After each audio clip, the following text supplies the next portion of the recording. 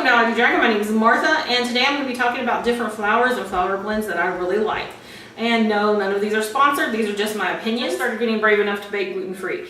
Where do you start? You want to get a good basic flour blend mix. And if you're going to get one that's pre-made, I actually like King Arthur blend. I think it's a really good blend. I don't have it. I honestly always use Namaste. It's my absolute favorite, and I recommend it to everybody. It's free of the top 8 major allergens, so that's huge, especially in my house. And it's the perfect flour blend, and they even have like a lot of other products out there that you can go get. And I really haven't been upset with any of them. I have not been able to try like the chocolate cakes and that kind of thing, but I just make everything with Namaste predominantly.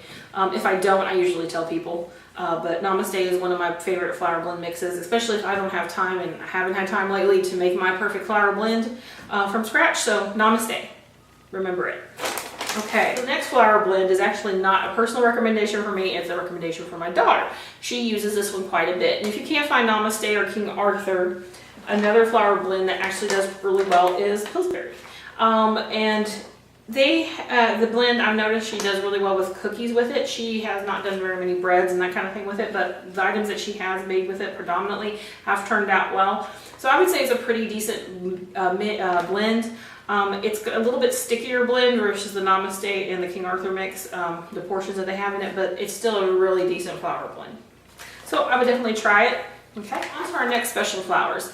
And these are ones that I use in combination with the master flour blends, and that's because when you're baking gluten-free or cooking gluten-free, you usually can't use just one type of flour and then change it, because you need all these different other types to actually help mimic the texture that you need for an item that actually tastes really good and gluten-free. Or makes people think, oh, is this gluten-free? I've actually had that happen quite a bit. I've had people go, I'm going to get sick because this is the best thing I've ever ate, which is a really awesome compliment coming from somebody that's had cardboard, because sometimes they do taste like cardboard. But this is how we get those textures and the changes, and that's why if you're having trouble with baking and you're, oh, this tastes horrible, it may have to do with your flour blend. It may have to do with your measuring, so you can always check out my video. I have a link. Almond flour is a really big flour, and if you're able to eat tree nuts, I would definitely use almond flour. It's really good as far as a low carb option. But I can't have almond flour in my house. My daughter is allergic to tree nuts, so no tree nuts in the house, except coconut. Coconut flour absorbs way more liquid than a regular flour. So keeping that in mind, if you're changing out, let's say we have a recipe that has 2 cups of multi-purpose blend, but you want to put some coconut flour in there just to experiment, see how that's going to go for you. So I would take out half a cup, if I was a 2-cup recipe, I take out half a cup of multi-purpose and only put 1.5 cups in, and then put 1/2 cup of coconut flour in. Now just remember, when you put that 1/2 cup of coconut flour in, you need to actually add an additional 1/2 cup of liquid to whatever your recipe says, because the coconut flour really absorbs a lot of liquid, and you may end up with a drier texture if you just sub out the coconut flour and don't put the extra fluid in. My next favorite flour is banana flour.